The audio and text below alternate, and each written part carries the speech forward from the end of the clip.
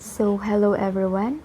So, now we will know about the definitions of economic globalization first. So, the structures of globalizations is the economic globalizations and market integrations. So, now let us know first the economic globalization. So, we already know the definitions of globalizations, right? But now let us read it again. So, globalization's definitions is the process of interactions and integrations among people, companies, and governments worldwide. Globalization has accelerated since the 18th century due to advances in transportations and communications technology. So let's go on in economy globalizations. Economic globalizations is one of the three main dimensions of globalizations, commonly found in academic literatures, with the two others being political globalizations and cultural globalizations, as well as the general term of globalization. So, what is the importance of economy globalizations? So, importance of economic globalizations improves the efficiency of enterprises and plays a great role in increasing the size of the economy of every country. So next, I will explaining or discussing with you the informations about economic globalization. So, I'm just reading the definitions first. Pasensyahan niyo na po kung medyo maingay kasi maulan. So, maingay po yung bubong namin. So, economic globalizations. So, we can see that the definitions of economic globalizations is hindi siya nalalayo sa definitions of globalization. Pinalawak lang yung sa economic globalization. So,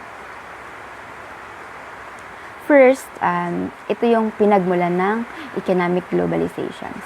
History. The Indus Valley civilizations all the way to Mesopotamia. Early as 400 BC, Mesopotamia token system as commodity money. So, economic globalizations. So, this is the part of economic globalizations. The communications, transportations, and trade.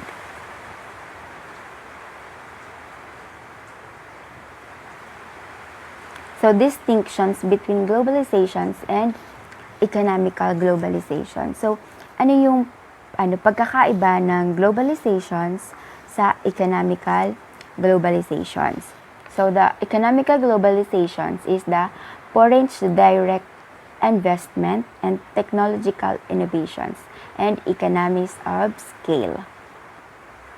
So, communications. Modern communication technology and mass media are global standard. It's relatively easy and inexpensive to stay in touch. So, this first part of economical globalizations is talk about communication. This is the reason why we have a modern communication technology and mass media. Is the reason also is to have inexpensive to stay in touch in another country. So let's go on transportations. Transportation is travel and shipping are cheap and safe. Murang, meron siyang cheap travel, murang pamasahe for travel. So if we have things na pinapa-import or export, nakakarating silang safe. So, trade multinational corporations have a global reach and increasing power. So, trade, ito talaga yung pinag-uusapan sa economic globalizations. So, the trade, for example, is the McDonald corporations. Multinational corporations have global reach and increasing power. So, 'di ba, yung McDonald's, multinational corporation siya kasi this McDonald's is not just in the Philippines, right? Kahit sa ang country, merong McDonald's. So this is also the reasons of having decreased tariffs, the trade. So let's go on with the forms of economy. So what is the forms of economy? Meron ditong dalawa, the protectionism and trade liberalizations. So let's talk first about protectionism. So what is protectionism? So protectionism, protecting one's economy from foreign competitions by creating trade barriers, domestic products to import goods. So the protectionism has a very limited agreement with the other countries. For example, is the North Korea. They are very private countries, di ba? Kasi they have their own world. Hindi sila nakadepende sa ibang countries. So, there is the parts of protectionism, the tariff, import quota, and ban. So, what is tariff first? Tariff, tax levied by a government on imports and exports. The money collected from tariff is called a custom duty. So, what is tariff? So, this is a required piece for exportations and importations. So, let's have an example. For example, ball pen. The price of ball pen in a country A is 5 pesos. So, the tariffs, what is the tariffs again? This is required piece for export and import. So, the tariff required piece is 5 pesos. So, kapag nakarating siya sa country B, magkano na siya? So, the pricing is magiging siyang 10 pesos because of the tariff. So, import quota is limits on the number of products that can be imported into a country. So, the import quota is yung limited lang yung import product. So, bans. Ang bans naman is forbid products on import goods, yung mga bawal na products na i-import. So, next is later. This tariff, import quota, and bans, this is what we called trade barriers. Ito yung mga trade barriers na sinasabi. So, now, let's go on in the trade liberalizations. So, what is the trade liberalizations? Also called free trade. Act of reducing trade barriers to make international trade easier between countries. So, pag sinabi siyang free trade, wala na siyang tariff, import quota, and bans. Aalisin na yon. So, how to make trades more easier? Yung free trade. So, free trade, trading of goods and service between two or more countries without tariffs or taxes. So, yung free trade is, when we say free, no taxes na siya or tariffs. And for example, this is the connection between Canada and South Korea. The tariffs in Canada is 97.8% and the South Korea is 98.2%. So, ang mahal, when they are influencing of the free trade, so they remove the taxes. That's why they are also a trade liberalizations. The Canada and South Korea now is the trade liberalizations. So, trade bloc. Agreement between governments to reduce or eliminate trade barriers. So, the role of this is to reduce or eliminate trade barriers, yung aalisin yung yung tariffs, quota, and the bans.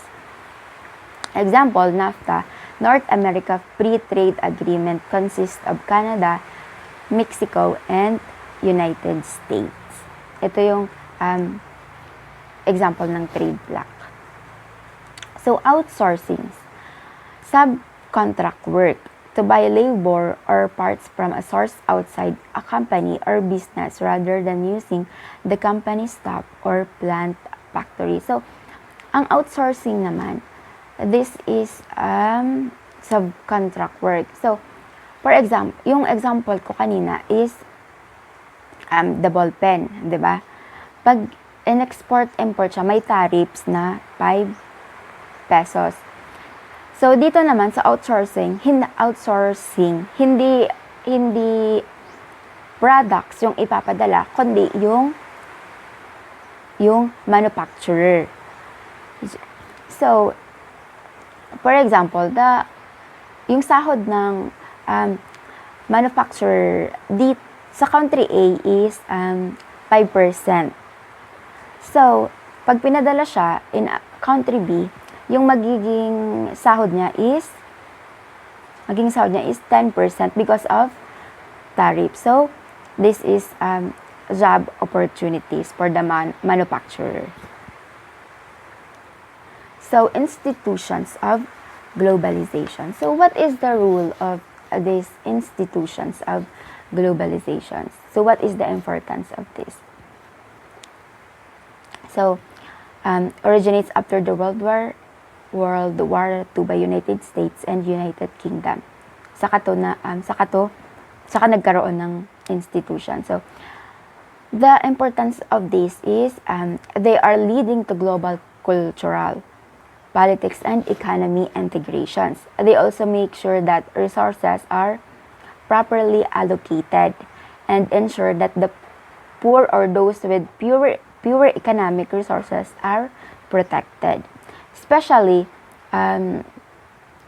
have decisive influence on investment in physical and human capital, technology, and industrial production. So, this is the main rule of institutions of globalization. So, yan, Bretton Woods, ano yung naging part ng Bretton Woods in the institution. So, Bretton Woods helped restore and sustain the benefits of global integrations by promoting an international economic cooperations. So, World Bank.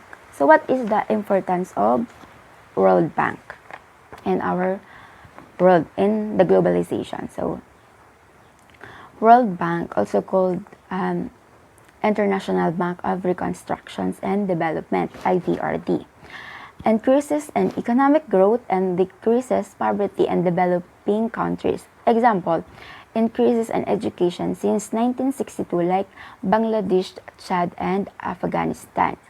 So, the rule of World Bank economy globalizations is provide financing, policy advice, and technical assistance to governments, and also focuses on strengthening the private sector in developing countries.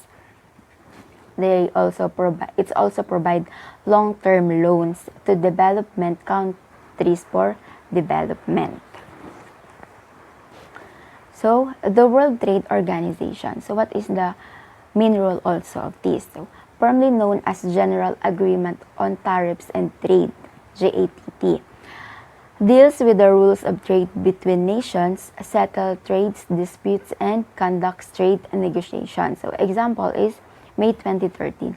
Japan and the European Union vote a case to WTO regarding unfair renewable energy services offered in Ontario. So, the World Trade Organization the role is ensure that trade flows as smoothly, predictably, and freely as possible. So, let's go on. An International Monetary Fund, or IMF, provide short-term loans to countries when an emergency occurs. Example is Yemen received $93 million noong 2012 during struggle to terrorism. So, International Monetary Fund. The role of this is surveillance and financial assistance and technical assistance. So, let's go on with the benefits versus drawbacks. So, what is the benefits of World Trade Organizations versus drawbacks of the World Trade Organization? So, the benefits of World Trade Organization is solve trade disputes between countries in a peaceful ways. So, the drawbacks is but only focuses on developed nations. So, lower the cost, the benefits is lower the cost of goods and services for those developed nations. The drawbacks naman is to achieve a low cost, labor rights and environmental concerns are ignored. Though the benefit is promotes economic growth and developed countries. The drawbacks naman is favor the rich nations and powerful transnational corporations. And then let's go on to the sustainability. Sustainability, the degree to which the earth can provide resource for human needs. This is the sustainability. Sustainable development. Specifically developing the world in a way where the needs of our generations.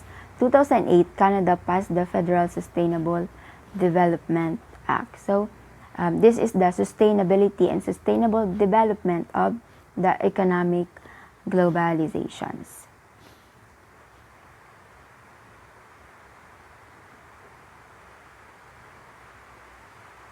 So, wait,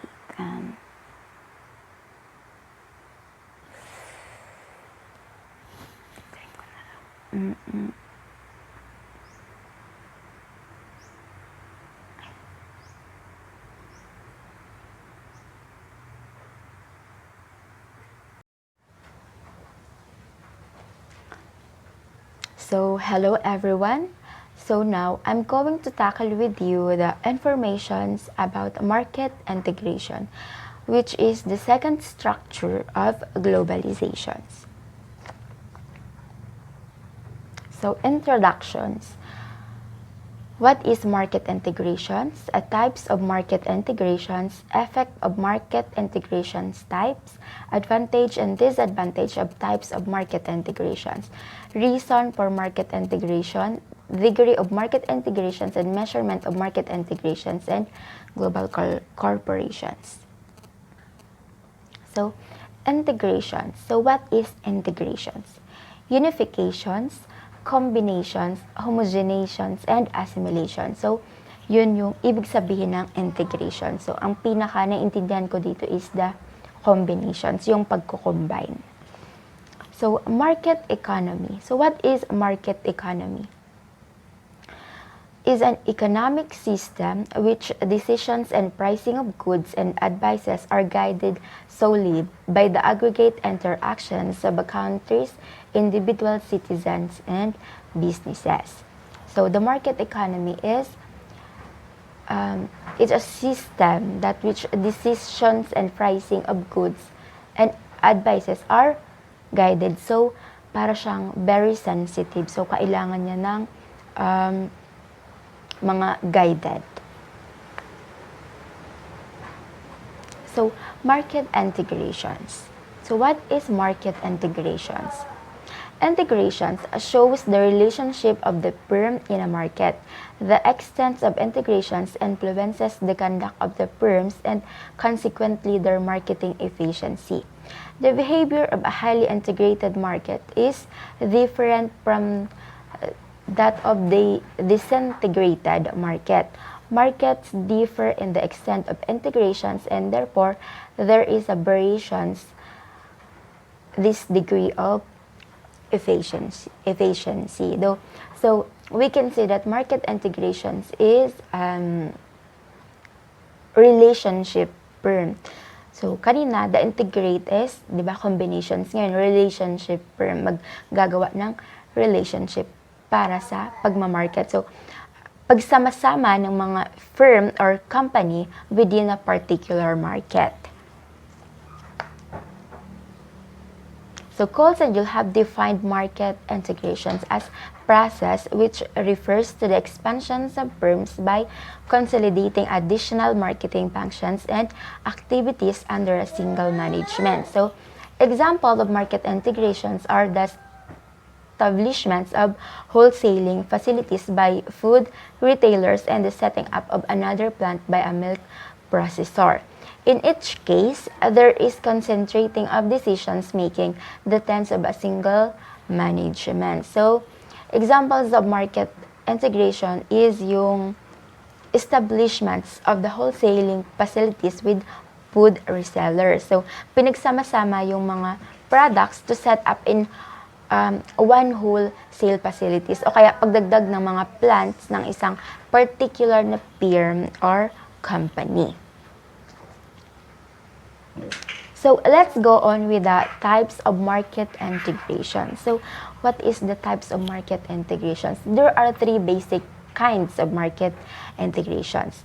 So we have horizontal integrations, vertical integrations, and conglomeration. So now let us talk about the horizontal integrations first. So, horizontal integrations. This occurs when a firm or agency gains control of other firms or agencies performing similar marketing functions at the same level in the marketing sequence. In this type of integration, some marketing agencies combine to form a union with a view to reducing their effective number and the extent of actual competitions in the market. It is advantageous for the members who join the groups. So one examples of horizontal integrations is, para mas maintindihan natin yun, the horizontal integration is yung mga food resellers. Example for that, the Chowking and Jollibee, and recently, the Mang Inasal. Dati, ang owner niyan ay iba-iba until binili ng Jollibee ang Chowking at Mang Inasal. Therefore, they are finally integrated now. So the question is like this. They finally integrated. Bakit hindi na lang alisin ang Mang Inasal at Chowking para mas lumaki ang firm or company ng Jollibee? So, ganito yon. Maaari kasi for the variety of reasons. Para may pagpipilian yung tao. Kung sawa na sila sa Jollibee, may dalawa pang fast food na pwedeng pang pagpilian. So, here is the example of horizontal integrations. So, ganyan. So kahit na iisa lang yung management nila, every store have their own practice. Kaya hindi talaga pwedeng alisin. So, this is the example, right? The US Oil Company. So, example na lang natin doon sa Jollibee, Chowking, and Mang Inasal. Yung Jollibee ay hawak niya na ngayon yung Chowking and Mang Inasal. So, in most markets, there is a large number of agencies which do not effectively compete with each other. This is indicate of some elements of horizontal integration. So, yun yung example ng horizontal integrations.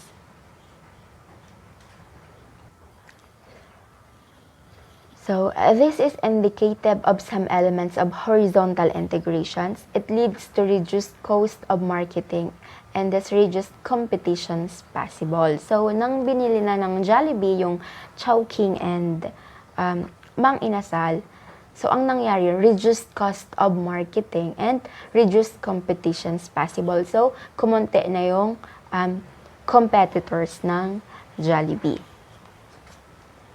So, let's go on with the effects of horizontal integrations. Buying out a competitor in a time-bound way to reduce competitions. Pero, medyo mahirap to, no? Pero, para ma-reduce yung competitions, ma-reduce yung competitors mo, babawasan is kailangan mong bilhin yung competitor. So, gaining a larger share of the market and higher profits, attaining economies of scale, and specializing in the trade. So, advantage of horizontal integration. So, this is the advantage. Lower cost, higher efficiency, increased differentiations, increased market power, yes, reduced competitions, access to new markets, kasi nga, magiging dalawa na yung branch, economics of scale, economics of scope, and international trade.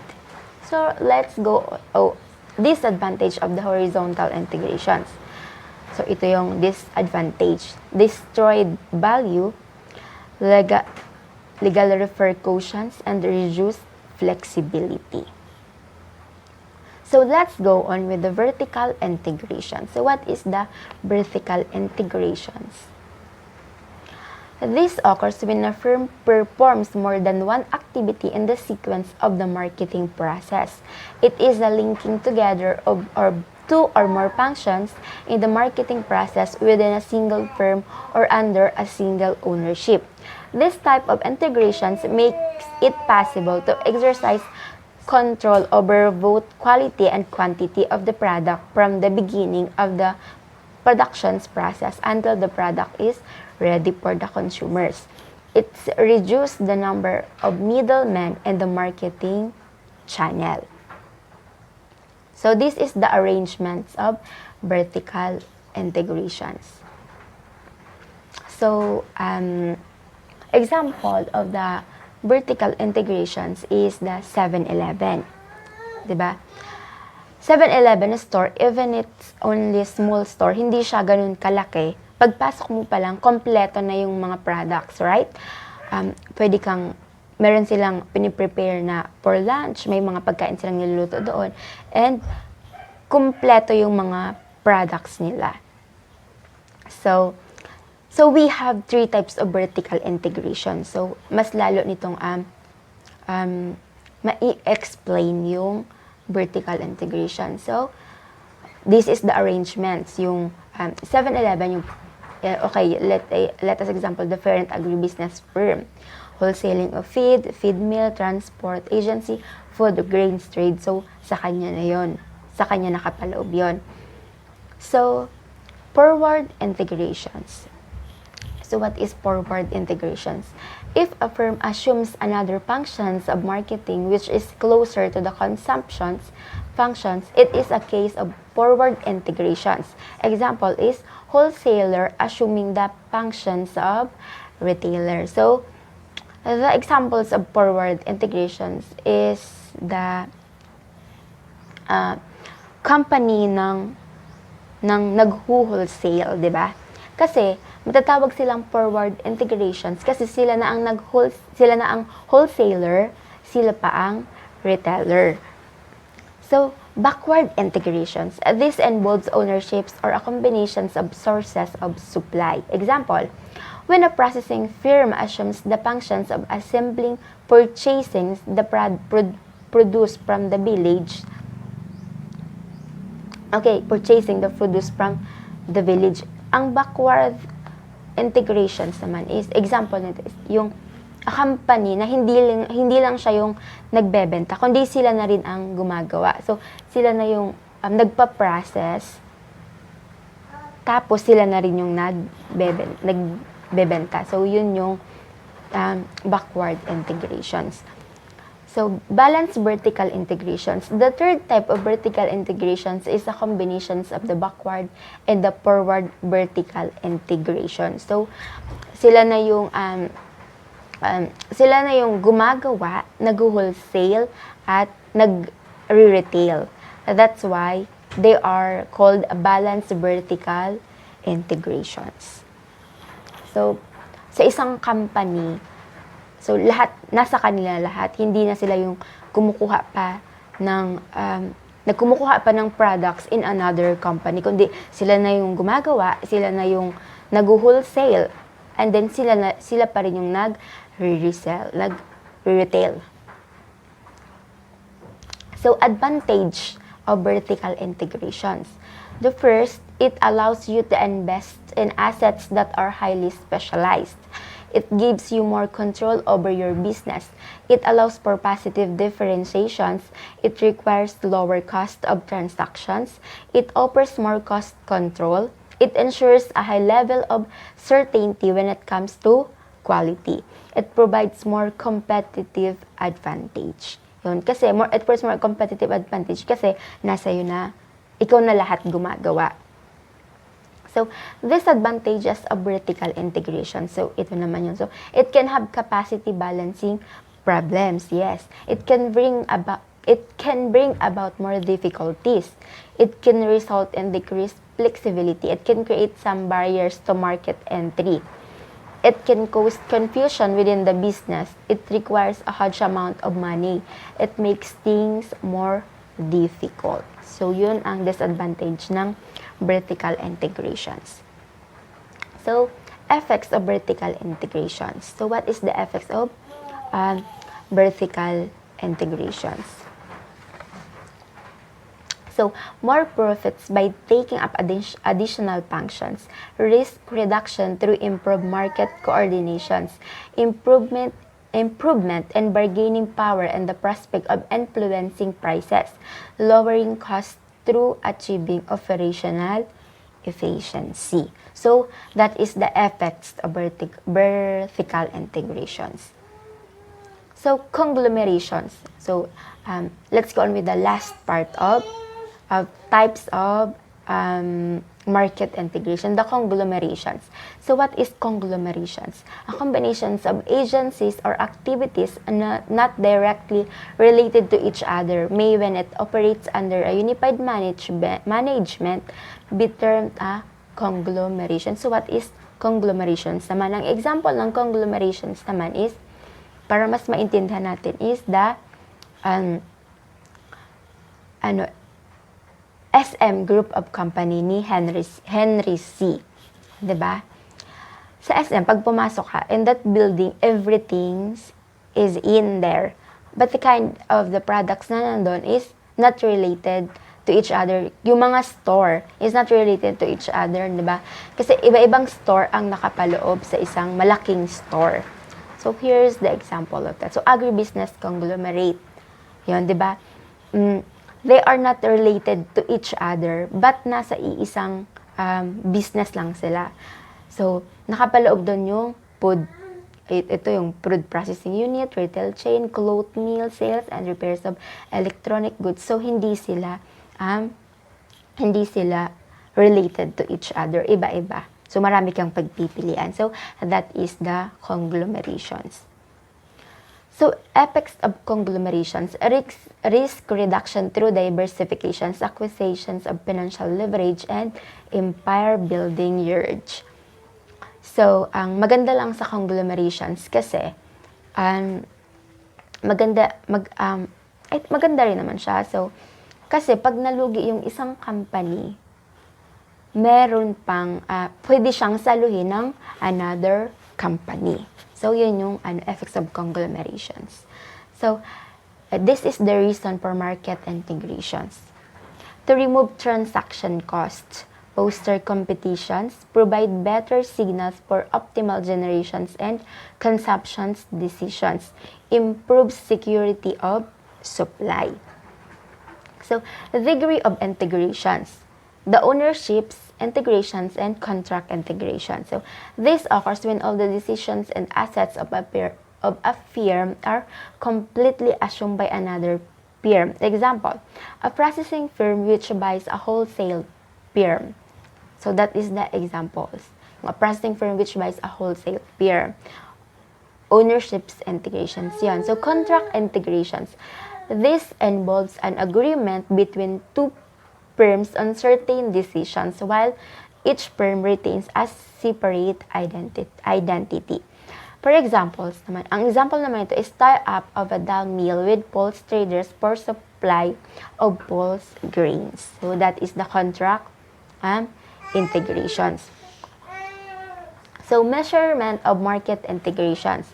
The measurement or assessment of the extent of market integrations is helpful in the formations of appropriate policies for increasing the efficiency of marketing process. So the measurement of assessment of market integrations may be attempted at two levels. So what is that two levels? Integrations among firms of a market and integrations among spatially separated markets. So that is the two levels of the measurement of market integration. So yun, hanggang doon na lang pala siya. So that is the explanations of the market integration. So kasi parang nag-integrate ng market integration. So yan. So pagkakaroon ng pagkakaisa when it comes to marketing. So yun. So that's all. I hope that you guys have learned about what is market integration. So I think it's more madami pa siyang parts, but nakuha ko lang kasi to sa internet.